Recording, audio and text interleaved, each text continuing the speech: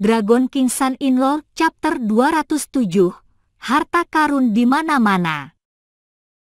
Setelah mereka kembali ke sekolah, Xie Yujia dan Hao Ren masing-masing pergi ke kelas mereka. Hao Ren memperhatikan saat Xie Yujia perlahan-lahan menuju ke arah gedung akademik C dengan sepedanya. Dia merasa temperamen dan auranya semakin baik. Hal-hal seperti temperamen sangat subjektif.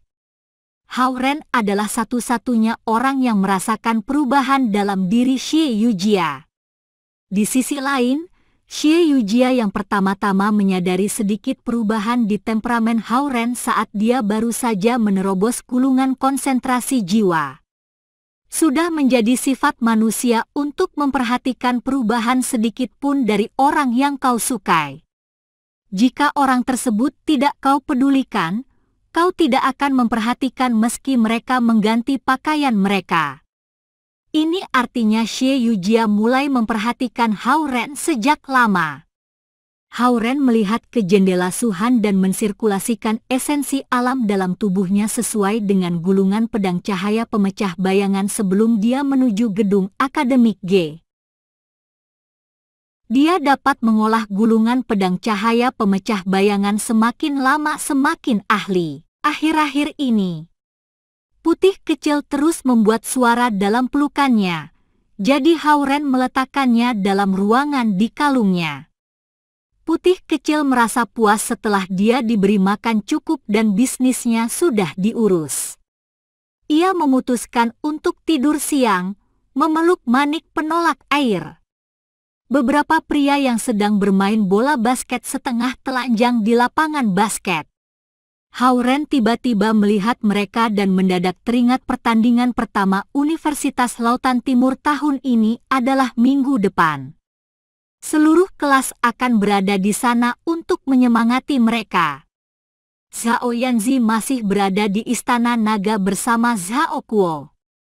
Hao Ren tidak tahu bagaimana penyembuhannya, tetapi akan sulit untuk kembali ke level Qian. Memikirkan sekolah, Lautan Timur, kultivasi dan Zi secara bersamaan membuatnya sakit kepala. Hao Ren tiba di kelasnya. Dia mendengarkan perkuliahan, melakukan kultivasi, dan mempersiapkan bahan untuk membimbing Zi. Secara mengejutkan dia cukup nyaman melakukan hal ini bersamaan. Tidak lama, sudah hari Jumat. Hao Ren mengemas barang-barangnya dan menaiki bus ke rumah setelah perkuliahan setengah hari. Gongzi, Lu Linlin dan Lu Lili tiba-tiba muncul di sebelah halte bus. Mereka berlari ke arah Hao Ren dengan gembira saat banyak pria memandangnya dengan iri. Beberapa siswa dari sekolah lain juga ada di sana, menunggu bus dan memandang Hao Ren dengan rasa iri yang luar biasa. Lu Linlin dan Lu Lili kemungkinan baru saja selesai dengan kegiatan klub mereka. Mereka terlihat menawan dan anggun dalam seragam taekwondo mereka. Kalian tidak perlu kembali bersamaku hari ini. Pergi dan beristirahatlah, kata Hao Ren pada mereka. Nada suaranya biasa, tetapi dia lebih mendapat tatapan karena pamer. Kau terlalu memikirkannya, Gongzi. Kami di sini untuk naik bus juga. Lu Lili menutup mulutnya saat tertawa, menggoyangkan kuncirnya. Hao Ren ingat Lu Qing masih membantu di Istana Naga dan belum kembali selama beberapa hari sekarang. Sehingga tidak seorang pun yang memberi mereka tumpangan untuk pulang ke rumah. Akibatnya, mereka harus memakai bus untuk sampai ke apartemen Lu Qing. Mereka bertiga menunggu bus dalam diam. Meski si kembar yang mengenakan seragam taekwondo itu tidak banyak berbicara kepada Hao Ren, mereka berdiri di tiap sisinya. Para pria iri setengah mati. Bus si kembar tiba lebih dahulu, dan Lu Linlin menarik tangan Lu Lili saat mereka naik bus. Mereka melambai pada Hao Ren. Sampai ketemu lagi, Gongzi. Haha, baik. Hauren tersenyum, mereka sama cerianya dengan dua tupai kecil. Setelah mereka pergi, Hauren menyadari yang disebut gadis yang paling populer di sekolah, Linli, ada di antara orang-orang yang menunggu bus. Linli, yang biasa sombong, kehilangan gemerlapnya di depan Lulinlin dan Lulili. Jika si kembar tidak pergi, Hauren dan pria lain tidak akan menyadari keberadaannya. Meski dia berdandan, dia masih bukan tandingan si kembar yang mengenakan pakaian sederhana. Hauren ingat betapa kasarnya dia sebelumnya dan bahkan tidak ingin berbicara dengannya. Begitu bus 767 tiba, dia berangkat. Hauren memusatkan perhatiannya pada kultivasi saat dia sampai di rumah. Juga, dia membawa Putih kecil berjalan-jalan di pantai. Akhir pekan tidak terasa sepi seperti biasa dengan ditemani Putih kecil. Gelombang laut menghempas pantai satu demi satu saat Hauren berkultivasi dengan kaki bersila dan mata tertutup. Dia mengkultivasi esensi alam di dalam tubuhnya sesuai dengan gulungan pedang cahaya pemecah bayangan sambil menyerap 5 elemen di alam dengan perlahan. Putih kecil beristirahat di pangkuan Hauren saat dia berkultivasi. Ia menguburkan kepalanya ke badannya yang berbulu putih, mendengkur. Meski hanya beberapa hari, Putih kecil sudah memiliki ikatan yang mendalam dengan Hauren. Paling tidak, ia sangat bergantung pada Hauren. Namun, ia terlihat lebih seperti anak anjing daripada seekor singa salju. Ia mengikuti Hauren kemanapun dia pergi dan bahkan tidur di sebelahnya saat dia tidur. Gongzi. Hauren mendengar suara Lulinlin dan Lulili saat dia berusaha sebaik-baiknya untuk berkultivasi. Dia membuka matanya dan melihat mereka sudah berdiri di kamarnya. Mereka menerobos masuk ke dalam ruang pribadinya tanpa izin. Wah! Putih kecil yang sedang tidur di pangkuan Hauren tiba-tiba melompat ke lantai dan berubah menjadi singa salju berukuran 1 meter. Lulinlin dan Lulili mundur dan melihat Putih kecil dengan terkejut. Kemudian, mereka berbalik pada Hauren, yang duduk di tempat tidur dengan kaki bersila dan bertanya, "Kapan Anda menjinakkan binatang iblis, Gongzi?" "Kemarilah, Putih kecil." Hauren melambai kepadanya. Putih kecil yang terlihat agung berbalik dan melihat Hauren. Ia ragu-ragu sejenak tetapi kembali ke samping Hauren.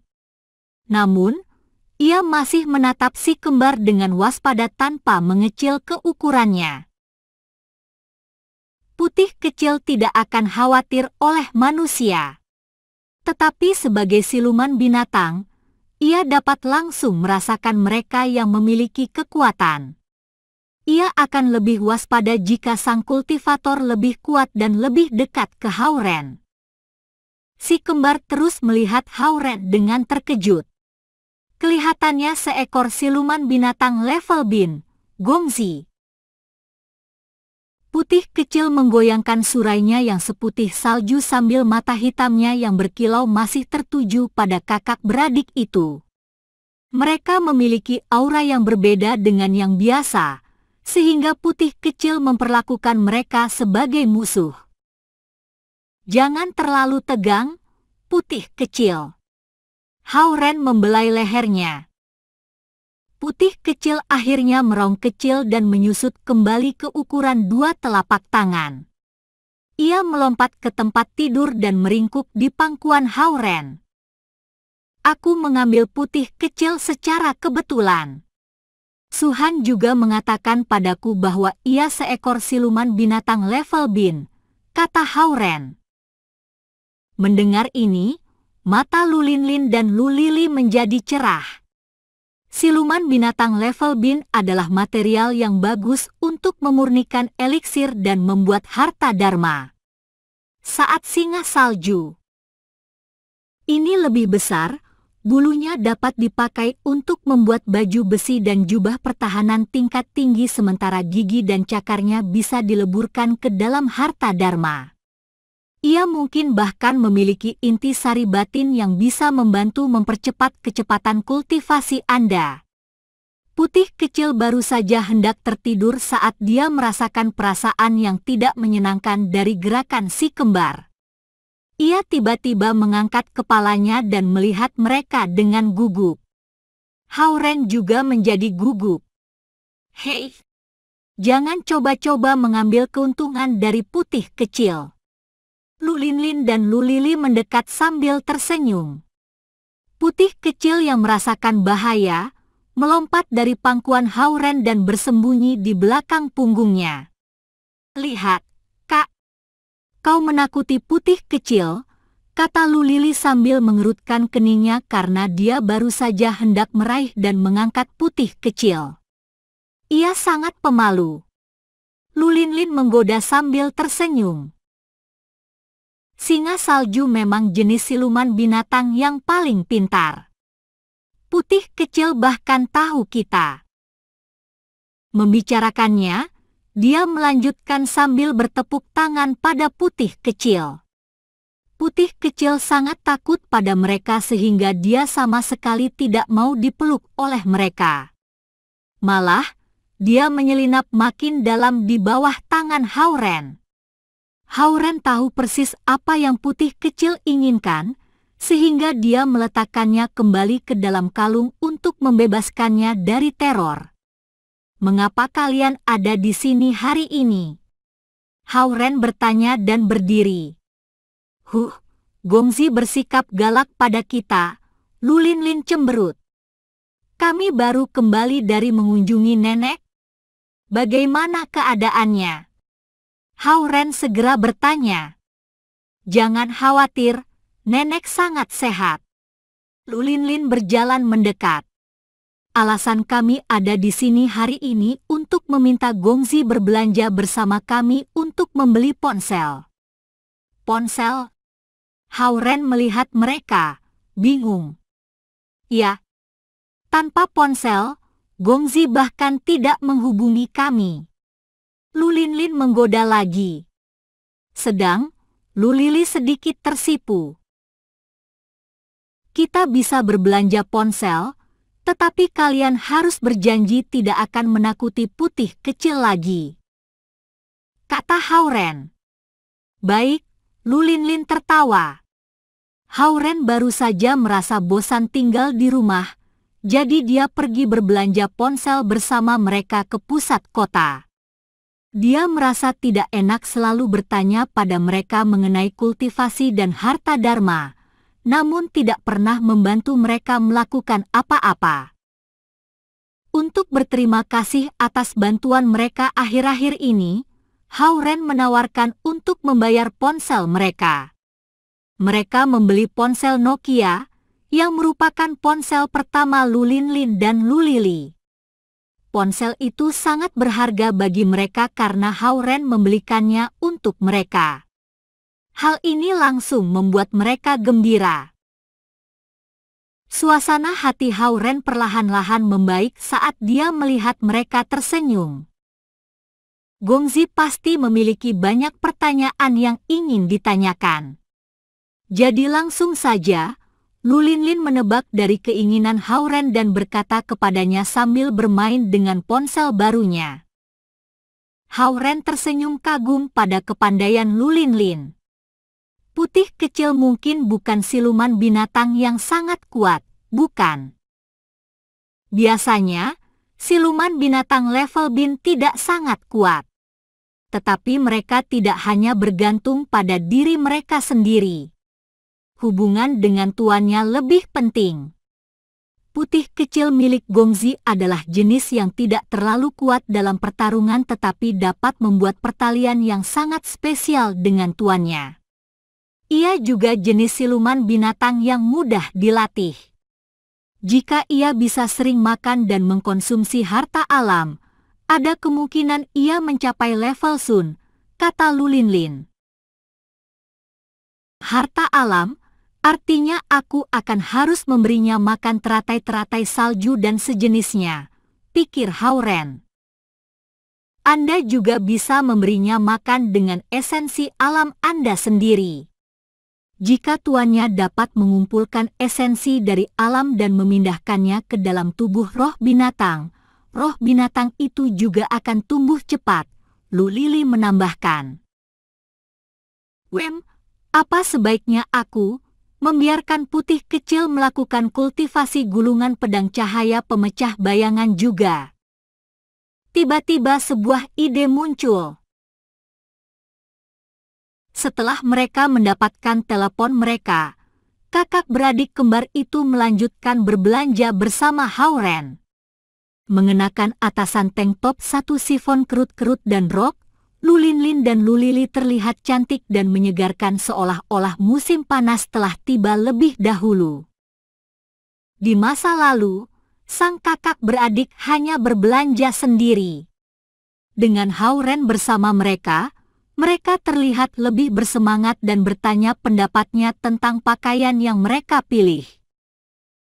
Hauren tidak pernah mengalami pengalaman seperti ini sebelumnya. Dia berpikir mereka sangat cantik sehingga mereka akan terlihat bagus dengan pakaian apapun yang mereka kenakan. Sehingga dia menjawab mereka dengan sambil lalu. Putih kecil berputar-putar dalam ruangan di dalam kalung, yang artinya ia lapar.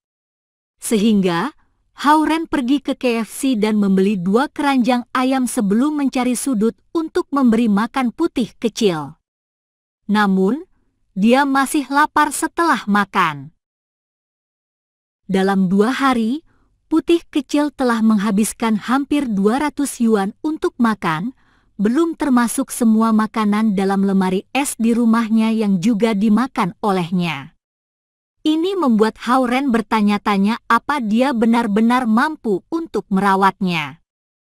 Gongzi, Lu Linlin dan Lu Lili berjalan keluar dari kamar pas 1.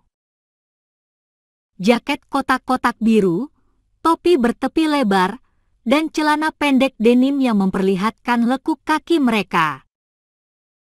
Mereka melompat-lompat di depan Hauren mengenakan busana yang sama, dan rambut mereka ditarik menjadi kuncir dan ekor kuda. Mereka seperti idola yang baru debut. Lu King memberi mereka banyak uang saku setiap minggu. Namun, tidak seorang pun dari mereka memahami konsep bagaimana menggunakan uang dengan benar. Mereka akan membeli apapun yang mereka inginkan, dan uang mereka tidak lama habis semua dibelanjakan. Karena Lu King belum kembali, kakak beradik hampir tidak memiliki uang yang tersisa. Akibatnya, hanya Hauren yang bisa membayar baju-baju itu. Hauren tidak keberatan menghabiskan uang untuk Lu Linlin dan Lu Lili karena mereka banyak membantunya di masa lalu. Terlebih lagi, dia biasanya tidak menghabiskan banyak uang, dan dia masih memiliki cukup banyak uang yang dia simpan dahulu. Sebaliknya, putih kecil dalam jangka panjang akan menghabiskan lebih banyak uang dan lebih mahal dari kakak beradik Lu. Lu Linlin dan Lu Lili keduanya memegang beberapa kantung baju dan merasa penuh dengan rasa gembira. Meski Lu King selalu memberi uang untuk digunakan, dia tidak pernah pergi berbelanja dengan mereka. Jika dibandingkan dengan Hauren, mereka berdua berpikir Hauren memperlakukan mereka dengan lebih baik. Ada bioskop, sebuah ring seluncur es dan toko arkade 1 di mall. Sepertinya Lu Linlin dan Lu Lili ingin mencobanya semua. Tetapi Hauren merasa jika dia membawa mereka ke bioskop atau ring seluncur es, akan terlihat dia pamer ke pria lain. Sehingga dia memilih untuk membawa mereka ke toko arkade. Meski kakak beradik Lu telah tinggal di kota itu selama beberapa saat sekarang, mereka tetap ingin tahu tetapi waspada tentang segala sesuatu. Sebagai contoh, Mereka belum pernah berani memasuki toko arkade yang penuh dan ribut ini sebelumnya. Tetapi, mereka tidak perlu khawatir lagi, karena Hao-Ren bersama dengan mereka. Dengan koin yang Hao-Ren belikan untuk mereka, mereka memainkan semua mesin permainan. Mereka begitu senang sehingga mereka seperti dua orang anak kecil yang belum pernah ke toko arkade sebelumnya. Dor, dor, dor, dor. Mengesankan. Melewati satu level lagi. Nilai penuh. Ada banyak orang mengelilingi sebuah mesin game. Hao-Ren berjalan mendekat dan melihat seorang gadis yang mengenakan pakaian santai dengan menggunakan headphone gaming, memegang pistol sensor hitam dan menembak monster di layar. Dor, dor, dor, dor. Saat peluru virtual ditembakkan terus-menerus, semua monster yang muncul di layar ditembak jatuh. Namun, pemain wanitanya sama sekali tidak terluka dalam game. Dia ahli dalam game ini, pikir Hao-Ren. Kau menang. Kata-kata ucapan selamat muncul di layar. Gadis ini menyelesaikan semua level dengan koin yang dia tadi masukkan di awal. Tidak ada lecet sedikit pun. Tidak ada monster yang ketinggalan. Sebuah penyelesaian yang sempurna. Semua orang di belakangnya memuji dengan bersemangat. Gadis itu melepaskan gaming headphone-nya dan berjalan turun dari platform. Kemudian, dia berbalik menuju mesin game yang lain. Suhan. Hao-Ren hampir berpikir ada yang salah dengan matanya. Gadis yang memainkan game dengan sempurna dan menarik banyak pengamat adalah Suhan. Suhan berbalik dan juga melihat Hao-Ren. Dia kemudian menyadari Lu Linlin dan Lu Lili yang sedang bermain di mesin basket dengan bersemangat ada tidak jauh darinya. Mengapa kau ada di sini?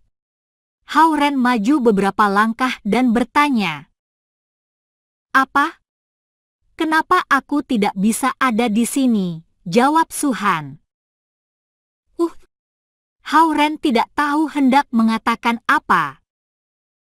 Aku datang ke sini untuk membeli baju dan sedikit bersantai. Suhan meliriknya dan mengeluarkan beberapa koin dari sakunya. Dia memasukkan koin ke dalam mesin balap mobil di sebelahnya dan duduk di tempat duduknya. Brum. Suhan sekali lagi menyelesaikan semua levelnya. Lu Linlin dan Lu Lili, di lain pihak, berlari menuju Hao-Ren. Gongzi, kami sudah menggunakan semua koinnya. Kelihatannya, bagi mereka bahkan permainan yang sederhana dapat menghabiskan belasan koin. Hao-Ren tidak punya pilihan selain memberi mereka 200 yuan. Pergi dan tukarkan dengan koin sendiri. Terima kasih, Gongzi. Lu Linlin dan Lu Lili berlari menuju konter dengan senang bersama-sama. Kelihatannya akhir pekanmu juga sama membosankan. Suhan yang masih bermain balap mobil, memalingkan kepalanya dan melihat kepada Hao-Ren. Hao-Ren berpikir, kau terlihat lebih bosan dariku. Kau bahkan datang ke sini untuk bermain permainan ini sendirian. Hao-Ren kemudian melihat kemampuan bermainnya. Kelihatannya Suhan sering datang ke sini sendirian untuk menghilangkan kebosanannya. Saat memikirkan ini, kelihatannya Suhan, sang inspektur, sebenarnya sangat kesepian. Lu Linlin dan Lu Lili, yang baru saja menukarkan uang untuk 100 koin permainan, tertarik dengan permainan pesawat terbang. Mereka duduk dan mulai berteriak sementara mereka bermain.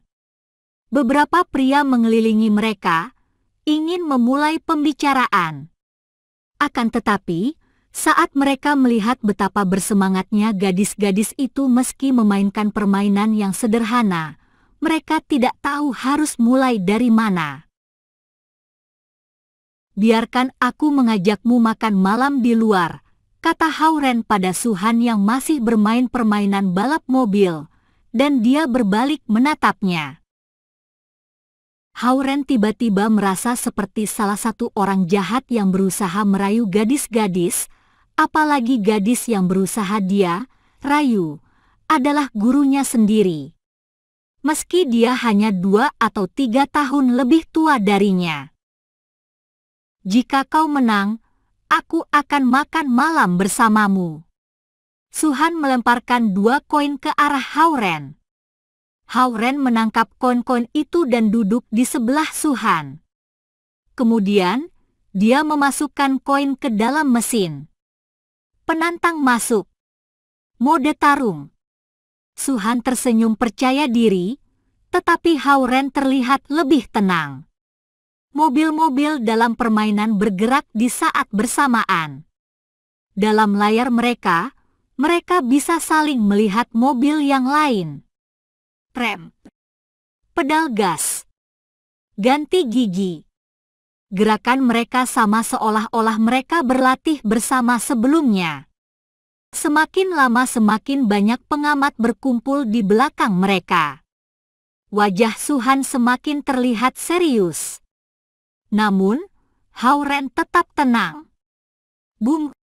Mobil Hauren mencapai poin akhir paling pertama. Saat dia melihat, tempat kedua muncul di layarnya. Suhan melihat pada Hauren, sedikit terkejut. Dia tersenyum lembut dan berkata, "Kelihatannya kau juga selalu bosan." Hauren tidak menyanggahnya. Memang, dia dahulu sering datang ke sini karena orang tuanya sering tidak di rumah. Namun, dia berhenti datang ke sini setelah masuk universitas. Lin, Lily, waktunya pergi. Hauren memanggil kakak beradik Lu yang menggerakkan joystick satu dengan hebat dan hampir menghancurkan mesin permainan jadi 2. Oke. Gongzi. Lu Lin dan Lu Lily bahkan tidak repot-repot mengambil sisa koin dan langsung berdiri ketika mereka mulai berlari menuju Hauren dengan gembira. Pria-pria yang menunggu kesempatan untuk berbicara dengan mereka ditinggalkan terdiam. Dalam pandangan iri yang menusuk itu, Hauren berjalan keluar dari toko arkade dengan 3 gadis cantik. 4 orang, sempurna untuk makan hotpot. Ini pertama kalinya Suhan makan malam bersama kakak beradik Lu. Meski mereka tidak saling bertentangan, Suhan tidak berada di pihak yang sama dengan kakak beradik Lu. Di antara mereka berempat, Hauren yang terlemah. Namun, dia yang menghubungkan semuanya. Suhan diam-diam melihat pada Hauren yang sedang memesan makanan dan tiba-tiba teringat kriteria inspektur dalam sistem inspektur. Tidak masalah siapa yang terkuat atau yang lebih lemah. Siapa saja yang menyelesaikan masalah dengan lancar adalah orang yang paling berpengaruh. Hauren ini, dia memiliki bakat untuk mengumpulkan master di sekelilingnya dan membuat mereka berinteraksi dengan damai, pikir Suhan. Hauren tidak tahu Suhan memikirkan dirinya sementara dia memesan makanan. Yang dia perhatikan adalah putih kecil yang mulai berputar-putar di dalam ruang di kalungnya lagi. Makan, makan, makan. Kau hanya tahu makan. Suatu saat nanti, kau akan mati karena makan, pikir Hauren dan berkata pada putih kecil dalam pikirannya. Dia menolak membiarkannya keluar dan makan. Jika dia melakukannya, tidak akan ada makanan yang tersisa untuk mereka berempat. Saat Suhan melihat Hauren melihat kalungnya berulang kali, dia berkata, "Kau perlu memberi makan roh binatang dengan eliksir atau kau bisa memasukkan beberapa esensi alam dalam mereka." Mereka akan makan lebih banyak jika mereka harus mengambil energi dari makanan biasa. Esensi alam. Aku hanya menyimpan sedikit esensi alam untuk diriku sendiri. Aku tidak akan punya apa-apa lagi jika aku membagi esensi alamku dengan putih kecil, pikir Howren. Kau mengajakku makan malam hari ini, jadi aku berhutang budi padamu. Suhan mengeluarkan 10 pil eliksir merah dari cincin sumi miliknya. Ini ada 10 pil. Kultivator dan roh binatang keduanya bisa memakannya. 1 pil bisa untuk kira-kira 1 atau 2 hari untuk putih kecil. Jadi, ini mungkin bisa bertahan kira-kira setengah bulan. Terima kasih banyak, kata Howren. Dia baru saja mengkhawatirkan bagaimana merawat putih kecil. Untungnya, tidak seorang manusia fana yang melihat apa yang dilakukan Suhan. Kalau tidak, mereka akan berpikir dia melakukan trik sulap. Tidak mengapa. Lu Qing memberiku eliksir ini. Tetapi, aku tidak menggunakannya untuk kultivasiku. Suhan menjawab dengan lembut. Kemudian dia melihat Lu Linlin dan Lu Lili yang duduk bersama. Dia mungkin merasakan peningkatan kekuatan mereka dari level Kun tingkat menengah ke level Qian tingkat rendah. Dia sedikit mengerutkan dahinya tetapi tetap diam. Kakak beradik Lu keduanya super berbakat, apalagi mereka juga memiliki keseimbangan 5 elemen yang sempurna. Dibandingkan dengan Suhan, lebih mudah dan lebih lancar bagi mereka untuk melakukan kultivasi dan mengalami peningkatan. Ini membuat Suhan sedikit khawatir. Tetapi, karena Howren adalah inspektur pembantunya, Lu Linlin dan Lu Lili seharusnya bersikap baik. Gongzi, kau harus mulai memasukkan esensi alam ke dalam putih kecil dari sekarang. Atau kau bisa memberinya makan eliksir sehingga dia bisa tumbuh, kata Lu Linlin saat dia melihat Howren menyimpan eliksir itu. Jadi, aku bisa berhenti memberinya makan setelah dia tumbuh besar, tanya Howren pada mereka dengan gembira. Tidak, ia akan makan lebih banyak, kata Lu Lili dengan mata terbuka lebar. Howren sekali lagi tidak bisa bicara apa-apa. Dia menunjuk hotpot itu dengan sumpitnya dan berusaha mengubah topik yang menyedihkan ini. Mari kita makan lagi saja.